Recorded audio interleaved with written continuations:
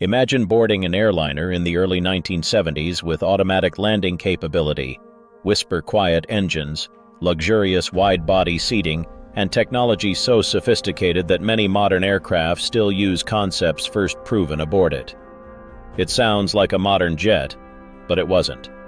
It was the Lockheed L-1011 Tristar, one of the most advanced commercial airliners ever built, and perhaps one of aviation's greatest what-might-have-been stories.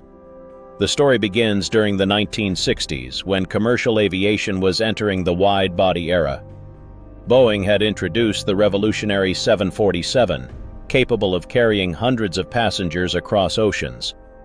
But many airlines wanted something smaller, more economical, and better suited for medium to long-haul routes. Both Lockheed and McDonnell Douglas saw the opportunity. Lockheed answered with the L-1011 Tristar, while McDonnell Douglas developed what would become the DC-10. What followed became one of the fiercest rivalries in airline history. Lockheed had not built a commercial airliner since the elegant Constellation of the 1950s.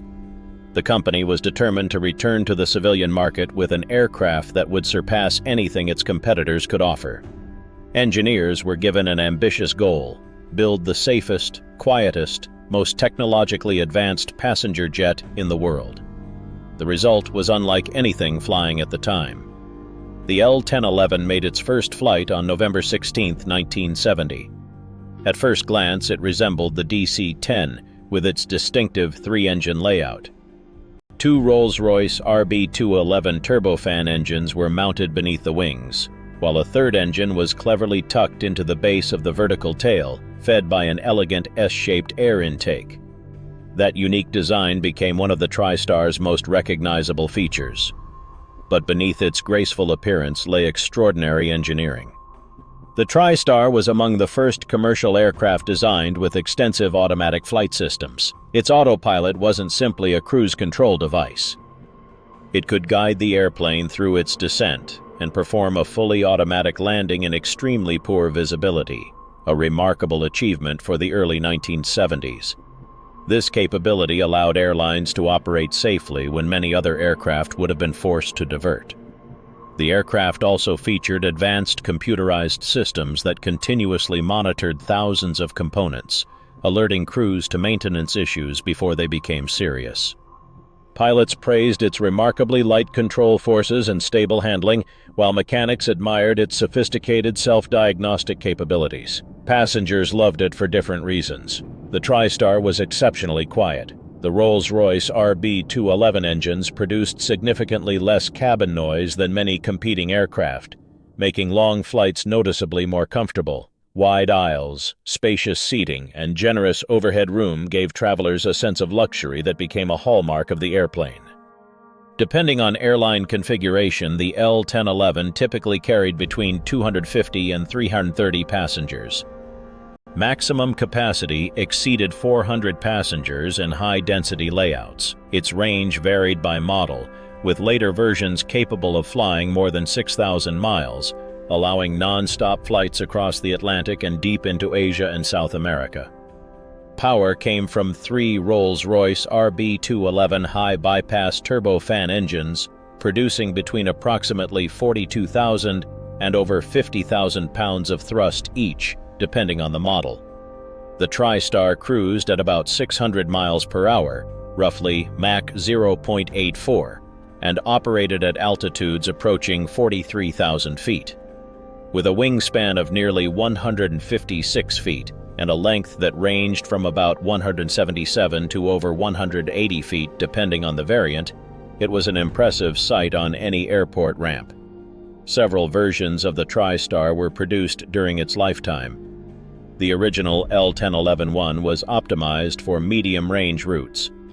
It became popular with domestic airlines, especially in the United States. The L-1011-100 added increased fuel capacity for longer international flights, allowing airlines to expand their route networks without sacrificing passenger comfort. The L-1011-200 featured more powerful engines, making it especially attractive for operations from hot climates and high-elevation airports where additional thrust was essential. Finally came the L-1011-500, the most refined version of them all. It featured a shorter fuselage, increased fuel capacity, improved aerodynamics, and dramatically greater range. This version became the preferred aircraft for long-haul international service and represented the pinnacle of Tristar development. Yet despite all of its technological brilliance, the Tristar faced problems that had little to do with engineering. Lockheed had selected the revolutionary Rolls-Royce RB211 engine as the sole power plant. Unfortunately, Rolls-Royce underestimated the enormous complexity of developing the engine. Costs skyrocketed, delays mounted, and in 1971 the company entered bankruptcy. The British government eventually intervened to save Rolls-Royce, but by then the L-1011 program had fallen years behind schedule. Those delays proved devastating. McDonnell Douglas delivered the DC-10 first, capturing many airline orders before the Tristar was even available.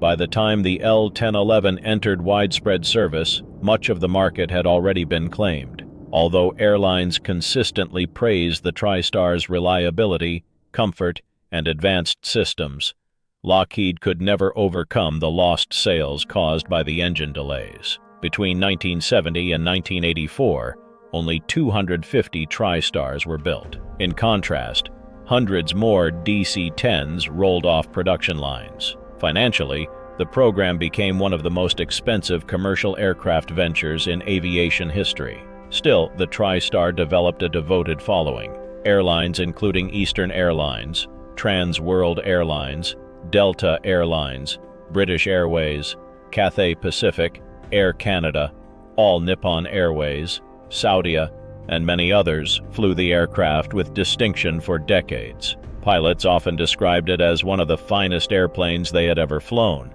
while passengers remembered it as one of the smoothest and quietest rides in commercial aviation.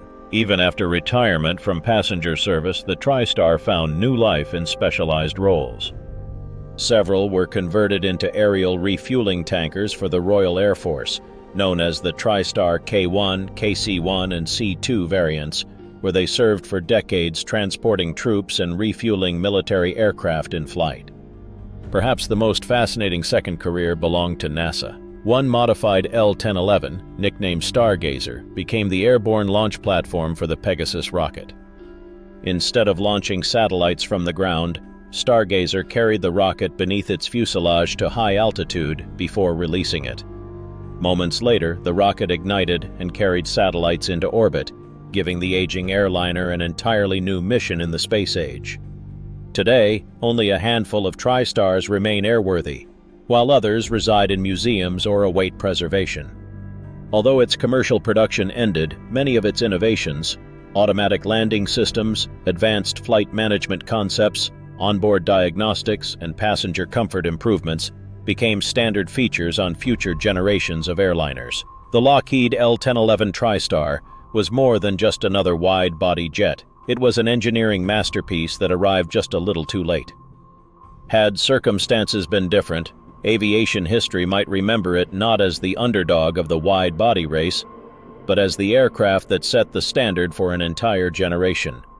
Sometimes the greatest airplanes aren't the ones that sell the most. They're the ones that leave pilots smiling, passengers remembering the experience decades later, and aviation historians wondering what might have been. The Lockheed L-1011 Tristar is one of those rare airplanes, and its legacy continues to soar long after its engines have gone quiet.